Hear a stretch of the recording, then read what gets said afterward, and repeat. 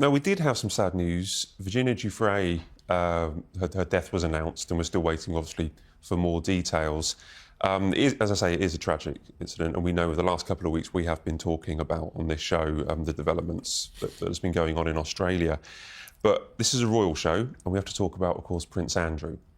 I spoke to someone quite close to his team a couple of days afterwards to ask, would the Duke of York want to say anything? Would he react in any way? Because obviously Virginia Giuffre had accused him of lots of things, and he has paid her a lot of money. Would he put a statement out or give any kind of guidance? And they said, well, he'd be damned if he does, and he'd be damned if he doesn't. What do you think the right thing for Prince Andrew to do? Stay quiet. Yeah, I mean, would agree. that is exactly right. You know, whatever he said, it would sort of draw the story back out again. And I don't think people are really that interested in hearing anything from him, to be brutally frank. And actually, what I'm more mindful of is the whole Giuffre family now having to deal with the plethora of outrageous conspiracy theories that percolate every day. That's a sad thing when they're dealing with, obviously, issues. And the death of a woman who's had an incredibly troubled life in the full glare of the media globally. Augmented by the connections to Prince Andrew. So I think there's great sadness there around that. And when you see conspiracy theories, most ridiculous conspiracy theories, that people will buy into as fact, not as a conspiracy theory. Which is why I think it would just be futile for Andrew. I mean, the palace don't comment on him now anyway. They've completely detached themselves, which I think is very wise, is a very clever PR move on their part. But, you know, if he gets involved on any level, it will fuel conspiracy theories, it will continue this narrative. I mean, I thought Richard Kay did a brilliant piece, actually, in the Mail, which was just the sort of idea being that in her death, in her suicide, and of course there's so many conspiracy theories about her death anyway. Once a trusted son of the late Queen, now the royal family's most toxic burden, Prince Andrew, the disgraced Duke of York, can't escape the shadow of scandal. From his ties to Jeffrey Epstein to the horrifying allegations made by Virginia Giuffre, his name has become synonymous with shame. The monarchy may have weathered many storms, but this one still stains its legacy because no matter how much Buckingham Palace wants to move on, the ghost of Virginia Giuffre will forever haunt Prince Andrew and the crown itself. It wasn't that long ago that Prince Andrew was seen as a confident, loyal member of the royal firm, a war hero, a working royal, a proud son. But then came the bombshell reports, the friendship with Epstein, the infamous photograph with Giuffre, and that disastrous BBC interview. That single interview sealed his fate, his arrogance, his lack of remorse, his unbelievable excuses. It left the public stunned. From that moment, Prince Andrew was no longer a royal, he was a liability. Behind the palace gates, the Queen's courtiers moved swiftly.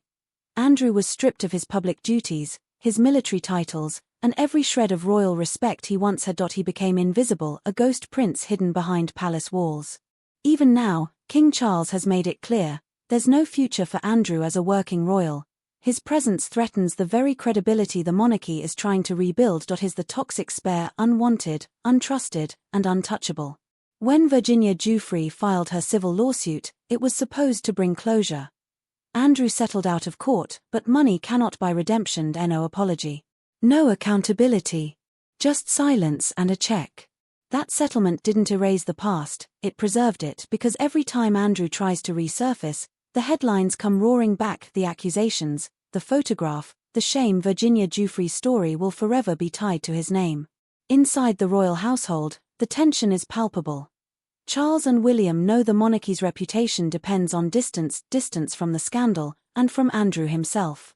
Yet Andrew continues to cling to the illusion of royal privilege, the estate, the guards, the luxury. He may be out of sight, but he refuses to step fully away, and that stubbornness only deepens the embarrassment. In the court of public opinion, there's no coming back. Every poll, every headline, every whisper proves it, Prince Andrew is done. Even the most loyal royal supporters can't defend him for them. He represents everything wrong with entitlement and silence. And the longer he lingers, the harder it becomes for the monarchy to heal. Virginia Giuffre's courage in speaking out changed everything. She became the voice that Andrew couldn't silence. Her story, and the global outrage that followed, ensured he would never again stand beside his family in public pride. She haunts him not out of vengeance, but through truth, because truth doesn't fade, even when money tries to bury it. Prince Andrew's royal career is over, and rightly so that he is the cautionary tale of unchecked privilege and moral decay, the royal family's toxic spare cast aside, but never forgotten. No matter what PR redemption he dreams of, no matter how many statements of denial emerge, one reality remains unshakable: the world will never look at him the same again. Because when the crown chooses silence over accountability, the people will remember. And so will Virginia Giuffre. It sort of inexorably connects these two. It just makes that narrative even more tragic. I mean, that's all we're ever going to remember Prince Andrew for. So I think he just, the king has wanted him to slip quietly into the background for some time. I was quite surprised to see him at the Easter service. I know it's a family occasion, but really the greatest thing that Andrew can do for the royal family is to just disappear. And of course, he won't do that. As long as he continues to appear, that sort of spectre now, I suppose, of Virginia Giuffre is going to loom very large over him. He just simply can't escape it. There is no closure to that story. That's what I mean. There's no closure. None whatsoever. There's no closure now. And even, that continual shot of Ghislaine Maxwell and him in that flat with his arm around her, it will haunt him forever. It is there. And, and I think that's the problem. He is the toxic spare. I mean, he had sort of pitch at the palace, and certain businesses will say that his influence is very profound, particularly in startups. So, he could help raise that sort of seed money for lots of people. All that's gone. There's been some attention on that this week. But what do you do when you are bred, to serve, and the toxicity of you, he may as well be some sort of monastic monk going to some Trappist, monastery and staying put, because he can't do anything. As Katie said, the mere glimpse of him is a story. Well, where do we go forward? Where does Andrew go forward then, really? We were discussing this last week about what happens to Andrew after his appearance at Easter, and there was some good debate, and lots of people were leaving comments online. Many people actually supportive of Andrew that watched the show were saying, he needs to be given a chance, some, forgiveness over Easter, or forgiveness is a way forward. But I want to get your thoughts, Mark, because when he made the payment to Virginia in 2022, I believe, a statement was put out on his behalf.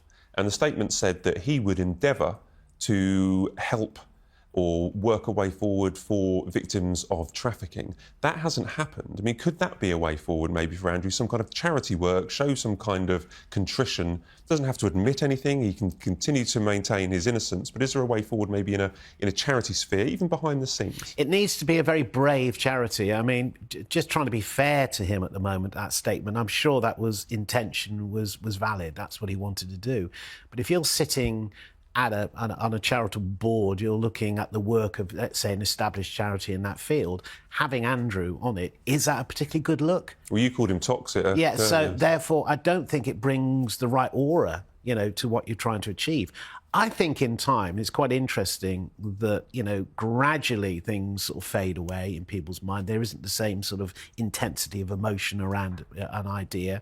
And I think that he possibly could, in the background, maybe he is, give some advice, help people, use whatever influence he has. And he has a powerful network outside this country, particularly in the Middle East. So I think there are stuff he could do, but perhaps that he can't go public on it. And I think that's what people expect in some way, that there's got to be this fulsome idea of what you're doing next. So I think it is tough for his brand, but I think that there is an opportunity, and maybe that's what's going on at the moment. We don't know.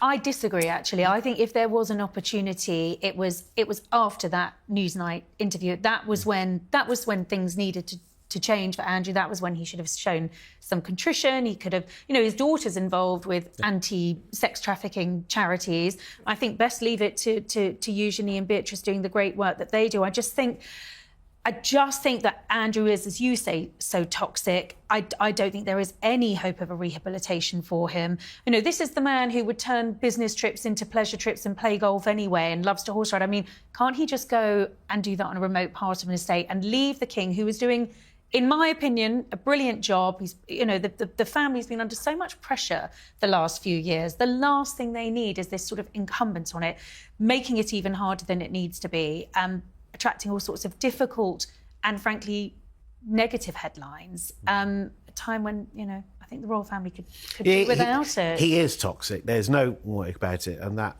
you know, that interview was a disaster. The full stop. I mean, I think I described at the time it was like the equivalent of driving a clown car with a lit cigarette through a firework factory. You know, it was just jaw-droppingly sort of deaf in terms of and blind in some ways to things around you.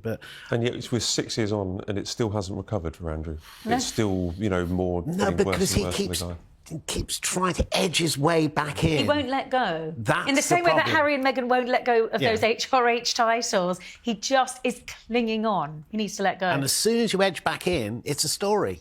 It's a story. And particularly in a world where, you know, we're you know, it's clickbait news around Andrew. I mean, with thousands of titles. Well, I mean, I'm sure all our thoughts and prayers go to Virginia Giuffre's family in Australia. It's very, very sad. It's a very sad. For her family, you know, a terrible time to be going through.